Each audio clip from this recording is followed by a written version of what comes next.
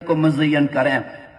ہم اعمال سے اپنی زندگی کو مزین کریں۔ روایتوں میں آتا ہے کہ بندہ جب قبر میں رکھا جاتا ہے نا، آپ جب قبر میں رکھے جاؤ گے، میں جب قبر میں رکھا جاؤں گا، ماں بہنوں کو جب قبر میں رکھا جائے گا، اللہ کرے کہ یہ منظر ہمارے ساتھ ہو جائے۔ روایتوں میں آتا ہے کہ جب نیک بندے کو قبر میں رکھا جاتا ہے، اس کی نماز سیدھے طرف آ جاتی ہے، اس کا روزہ الٹی طرف آ جاتا ہے، قرآن کی تلاوت، اللہ کا ذکر سر کی طرف آ جاتے ہیں، اللہ کے گھر کی طرف جو قدم چلیں وہ پیر کی طرف آ جاتے ہیں، گناہ اور نافرمانی سے بچنے میں اور نیکیوں کے کرنے میں جو صبر کرنا پڑا وہ ایک کونے میں قبر کے آ کے کھڑا ہو جاتا ہے اور عذاب اس قبر میں اپنی گردن نکالتا ہے۔ سیدھی طرف سے آنا چاہا تو نماز نے بھگا دیا، الٹی طرف سے آنا چاہا تو روزے نے بھگا دیا، اوپر سے آنا چاہا تو قرآن کی تلاوت نے بھگا دیا، پیر کی طرف سے آنا چاہا تو اللہ کی راہ کے قدم نے بھگا دیا۔ اب عذاب رخصت ہوا، اب صبر ایک کونے میں کھڑا، آگے بڑھ کے کہتا ہے کہ کیا میں تمہاری کچھ مدد کروں؟